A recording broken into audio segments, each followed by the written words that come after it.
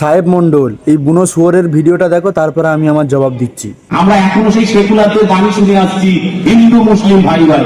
আরে যারা নিজেদের বোনের ভাই হতে পারেনি, তা কি করে হিন্দুদের ভাই হবে? ওরা আগে নিজেদের বোনের ভাই হয়ে থাকা, তারপরে তো তারা হিন্দুদের ভাই হবে। অনেক হয়েছে ভাই, আর না। তোকে বলছি শোন শুয়োর, তোকে একটা সুযোগ দিচ্ছি। আমাদের মা বোনেদের ব্যাপারে তুই যে কথাগুলো বলছিস, উইথড্রল করতে হবে, সোশ্যাল মিডিয়ায় এসে ক্ষমা চাইতে হবে। যদি ক্ষমা না চেয়েছিস তাহলে তোর ব্যবস্থা আমরা নেবো, তোর নাম নিশানা আমরা মিটিয়ে দেবো। তুই আমাদের মা বোনেদের ইজ্জতকে নিয়ে তুই যে ছিনিমিলি খেলছিস, তুই যে উল্টো পাল্টা কথাগুলো বলছিস, তোর কাছে কোনো প্রমাণ আছে? তুই বিনা প্রমাণে আমাদের মা বোনেদেরকে উল্টো পাল্টা কথা বলছিস। তোর একটাই সুযোগ, তুই যদি না সোশ্যাল মিডিয়ায় এসে ক্ষমা চেয়েছিস তাহলে তোর নাম নিশানা মুসলমান মিটিয়ে দেবে। একটা কথা তোর বলে রেখে দিচ্ছি, শোন, তোকে সোশ্যাল মিডিয়ায় এসে ক্ষমা চাইতে হবে। যদি না চাস তাহলে তোর আজকের থেকে উল্টো গিনতি শুরু। দেখ মুসলমান তোকে কি করতে পারে, দেখ ভালো করে। তোর একটা সুযোগ দেওয়া হচ্ছে, ক্ষমা চাইবি। পুলিশের কাছে দৃষ্টি আকর্ষণ করে বলছি, এর যদি অ্যারেস্ট না হয়, এ যদি এইরকম কথাবার্তা বলা না বন্ধ করে, আগামী দিনে আমরা পুরো বাংলা অচল করে দেবো।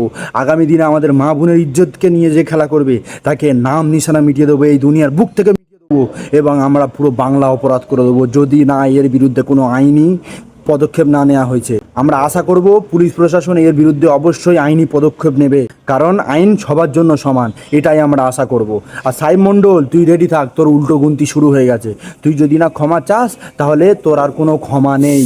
আজকের থেকে তোর উল্টো গুনতি শুরু। মুসলমান কি জিনিস এবার তুই হারে হারে বুঝতে পারবি ইনশাআল্লাহ।